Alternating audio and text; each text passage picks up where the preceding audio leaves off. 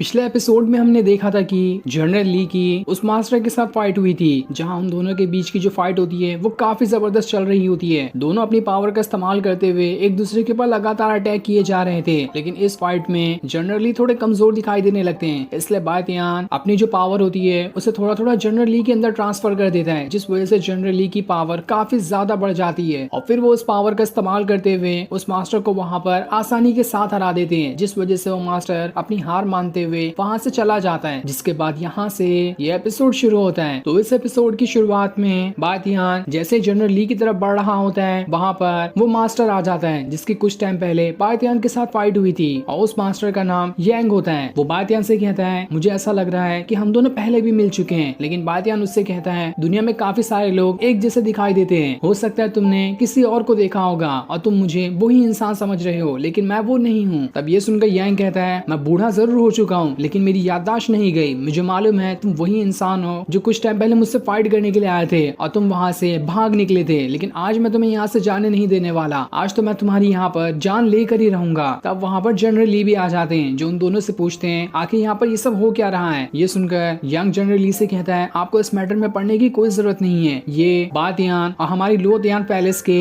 बीच का मामला है, हम इसे खुद ही सुलझा लेंगे। जिसके बाद वहाँ पर यांग का डिसाइपल भी आ जाता है, जो जनरल ली से कहता है, मुझे तो लग रहा है आप अपने डिसाइपल के बारे में कुछ भी नहीं जानते। ये बातयान हमारे लोटयान पैलेस के अंदर आकर वहाँ की सीक्रेट टेक्निक को चुराने की कोशिश कर रहा था और जब मेरे मास्टर ने उसे रोकने की कोशिश की तो वो उल्टा उनके ऊपर ही अटैक करके वहाँ से भाग निकला। इसलिए मेरे मास्टर आज यहाँ पर इस बातयान से अपना बदला लेना चाहते हैं। लेकिन ये सुनकर बातयान अपने जनरल ली से कहता है, ये मास्टर और इसका डिसाइपल दोनों यहाँ पर झूठ कह रहे हैं। मैंने इनकी किसी भी टेक्निक को चुराने की कोशिश नहीं की, बल्कि इन लोगों ने ही अपनी बड़ी सी जहाज मेरी छोटी बोट पे चढ़ा दिया था और वहाँ पर खड़े जितने भी लोग थे उन सभी के ऊपर अटैक कर रहे थे, इसलिए मैंने इसके साथ फाइट की थी। तब ये सुनकर वो डिसाइपल बायतियान से कहता है, जो तुम कह रहे हो उसका तुम्हारे पास कोई सबूत भी है? अगर सबूत नहीं है तो जो हम कह रहे हैं वही यहाँ पर सच्चाई मानी जाएगी, इसलिए आज तुम्हें भरपाई तो करनी ही पड़ेगी। तब ये सुनकर जनरली उनसे कहते हैं, मैंने अभी तक तो सिर्फ तुम्हारे साइड की स्टोरी सुनी है, बायतियान के साइड का तो कुछ सुना ही नहीं। तो ऐसे कैसे मान लो कि इस सारी चीज में बायतियान की ही गलती थी? जिस पर यांग का डिसाइपल कहता है, आपको बीच में पढ़ने की कोई जरूरत नहीं है, ये आपके सेट की नहीं है बल्कि हमारे सेट की सीक्रेट टेक्निक का मामला है, इसलिए इससे तो हम खुद ही लिपट लेंगे, आपको बीच में आने की कोई जरूरत नहीं है। ये बातयान और इसकी जो पूरी फैमिली है एक नंबर की चोर है, इसलिए आज हम लोग इससे अपना बदला लेकर ही रहेंगे। तब वहाँ पर वो यंग मास्टर भी आ जाता है, जो जनरल ली से कहता है, आपको इस मैटर में नहीं पढ़ना चाहिए, हम इतने छोटे से मैटर की वजह से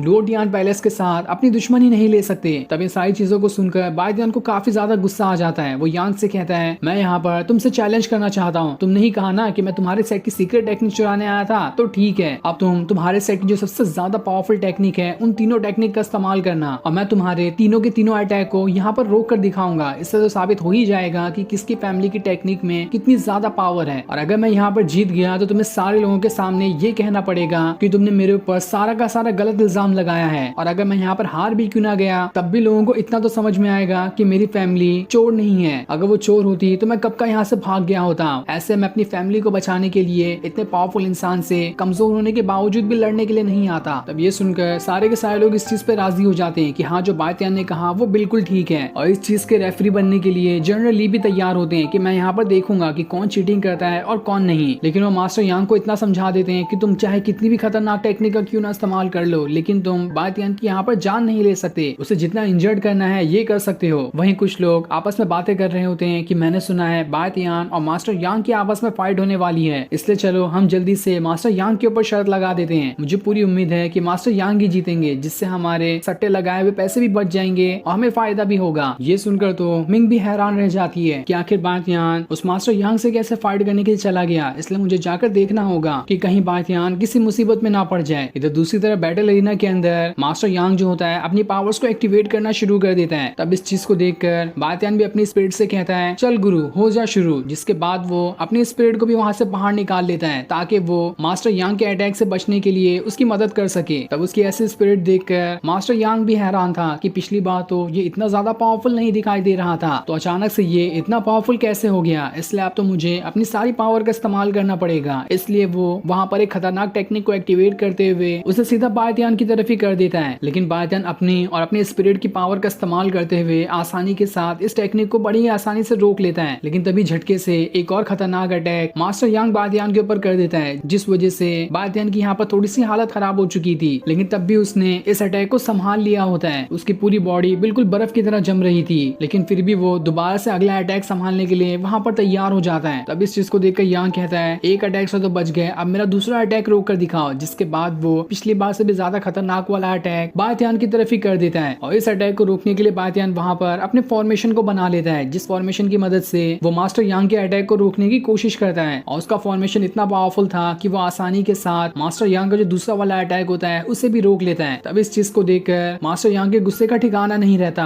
अब वो यहाँ पर अपने फाइनल और सबसे ज्यादा खतरनाक टेक्निक का इस्तेमाल कर लेता है, जिसमें वो पूरा बर्फ से बना अपना हेवनली पैलेस वहां पर लेकर आ जाता है, जिस पैलेस को सीधा बातियान की तरफ ही वो फेंक देता है। ये देखकर ज़ेंथियान बातियान के पास आते हैं और उनसे कहते हैं, अगर तुम्हें मेरी जरूरत है तो तुम कह सकते हो, मैं तुम्हारी यहाँ पर मदद करने के लिए आया हूँ। लेकिन बातियान उनसे कहता है, मुझे किसी की भी जरूरत नहीं है, आपकी मदद का शुक्रिया, लेकिन मैं यहाँ पर सभी को ये दिखाना चाहता हूँ कि मेरे अंदर ही इतनी पावर है कि मैं अपनी फैमिली की इज्जत खुद से प्रोटेक्ट कर सकता हूँ, मुझे किसी की जरूरत नहीं है। जिसके बाद वो मास्टर यांग के इस अटैक को भी रोकने के लिए तैयार होने लगता है और अपनी स्पिरिट को बाहर निकालते साथ ही उस पैलेस को अपने स्पिरिट के हाथों पे रख देता है, जिस वजह से बातियान और उसकी स्पिरिट जो होती है पूरी ताकत का इस्तेमाल करते हुए उस पैलेस को रोकने की कोशिश कर रही थी। जिसके बाद वो अपनी स्वॉर्ड का इस्तेमाल करते हुए उस पैलेस को 2 टुकड़ों में काट देता है और फिर मास्टर यांग के पास आकर उसे वहां पर रोक देता है। ये देखकर तो जनरल ली भी हैरान थे कि बातियान ने आसानी के साथ मास्टर यांग के तीनों अटैक को रोक लिया। अब तो यहाँ पर मास्टर यांग अपनी हार मान ही लेगा, लेकिन तब मास्टर यांग जो होता है चीटिंग करते हुए एक और चौथा अटैक सीधा बातियान के ऊपर ही कर देता है, जिस वजह से बातियान को अचानक में बहुत जोर का झटका लगता है, क्योंकि वो इस अटैक के लिए बिल्कुल भी तैयार नहीं था। ये देखकर तो वहां पर खड़े जितने भी लोग होते हैं वो सभी मास्टर यांग को बुरा भला कहना शुरू कर देते हैं कि उसने यहाँ पर चीटिंग की, आखिर ये ऐसा कैसे कर सकता है। लेकिन मास्टर यांग तो कुछ भी सुनने के लिए तैयार नहीं था और जैसे वो यहाँ पर बातियान की कमजोरी का फायदा उठाते हुए उसके ऊपर अटैक करने वाला होता है कि तभी वहां पर मिंग आ जाती है, जो अपनी स्वॉर्ड का इस्तेमाल करते हुए मास्टर यांग का जितना भी अटैक होता है उसे बातियान को लगने से पहले ही रोक रही होती है, ताकि बातियान को यहाँ पर कुछ खतरा न महसूस हो जाए। तब मिंग को उसे ऐसा प्रोटेक्ट करता हुआ देखकर बातियान को पुरानी चीजें याद आने लगती है, जब कुछ सालों पहले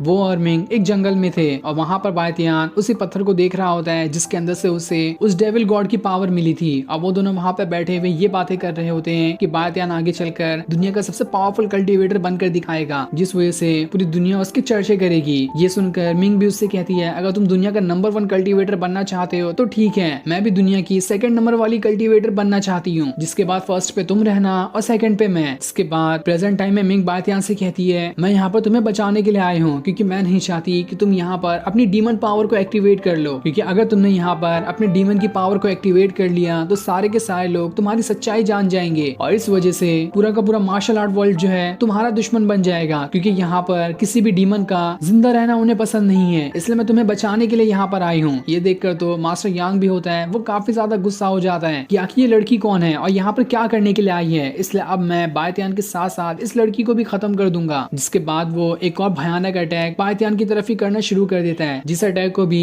मिंग सबसे आगे रहकर रोकने के लिए आ जाती है, लेकिन इतने सारे अटैक को अकेले रोकना उसके बस की बात नहीं थी और एक अटैक उसे लगने वाला होता है, जिस वजह से उसे थोड़ी चोट लग जाती है। ये देखकर तो बातियान जितना खुद को डीमन बनने में कंट्रोल कर रहा था वो अपना सारा कंट्रोल खो देता है और मास्टर यांग से कहता है, आखिर तेरी हिम्मत कैसे हुई मिंग को चोट पहुंचाने की। जिसके बाद वो पूरी तरह से उसी डीमन में बदल जाता है, लेकिन डीमन में बदलते साथ ही पूरे के पूरे बैटल एरिना में एकदम काला धुआं फैल गया था, जिस वजह से किसी कुछ दिखाई नहीं देता कि आखिर यहाँ पर बातियान उस डीमन में बदल चुका है। जिसके बाद बातियान अपनी डीमन वाली पावर का इस्तेमाल करते हुए सीधा मास्टर यांग के पास आ जाता है और उसे उठा कर पटकना शुरू कर देता है। तब ये देखकर मास्टर यांग भी समझ चुका था कि आखिर इस बातियान के पास डीमन पावर है और ये एक डीमन है। वहीं अपने मास्टर को इतना ज्यादा मार खाता हुआ देखकर उसका जो डिसाइबल होता है वो बातियान के सामने भीख मांगना शुरू कर देता है कि मुझे यहाँ से जाने दो और मेरे मास्टर को भी छोड़ दो, हमने जो भी कहा था वो सब गलत था, तुम बिल्कुल निर्दोष हो, मैंने जो भी कहा था उसे कहने के लिए मेरे मास्टर ने मुझसे कहा था, इसमें मेरी कोई भी गलती नहीं है। ये सुनकर मास्टर यांग जो होता है अपने डिसाइबल के भी अटैक करना शुरू कर देता है कि आखिर तुमने मेरे साथ गद्दारी कैसे की। ये देखकर बातियान उसके डिसाइबल को बचा लेता है और फिर पूरे गुस्से के साथ उस मास्टर को पटक कर मारना शुरू कर देता है। इस चीज को देखकर वहां पे खड़े जितने भी लोग होते हैं वो सब समझ चुके थे कि मास्टर यांग जो है एक नंबर का बुरा इंसान है, इसलिए वो उसे ही गालियां देना शुरू कर देते हैं और उन्हें समझ आ चुका था कि इसमें बातियान की कोई भी गलती नहीं है। जिसके बाद बातियान की डीमन वाली पावर खत्म हो जाती है और वो दोबारा से नॉर्मल हो जाता है। तब उसके पास मिंग और जनरल ली भी आ जाते हैं और अब वहां से सारा धुआं भी हट चुका था, जिस वजह से किसी ने कुछ नहीं देखा होता है कि बातियान के अंदर डीमन वाली पावर है और अभी यहाँ पर डीमन में बदल चुका था। इस चीज से जनरल ली भी खुश होते हैं क्योंकि उन्हें मालूम पड़ चुका था कि बातियान के पास डीमन वाली पावर है, लेकिन वो किसी को नहीं बताते इस बारे में। लेकिन तब वहाँ पर लिंग फेंग आ जाता है जो सारे लोगों से कहता है बातियान तो जरूर किसी खतरनाक टेक्निक का इस्तेमाल कर रहा था जिस वजह से उसने इतनी आसानी के साथ मास्टर यांग को हरा दिया। तब मास्टर यांग भी कहना शुरू कर देता है ये बातियान कोई इंसान नहीं बल्कि डीमन है, मैंने इसे खुद डीमन में बदलते हुए देखा है। और फिर ये सीन दिखाते ही ये एपिसोड यहीं पर एंड हो जाता है। Thanks for watching.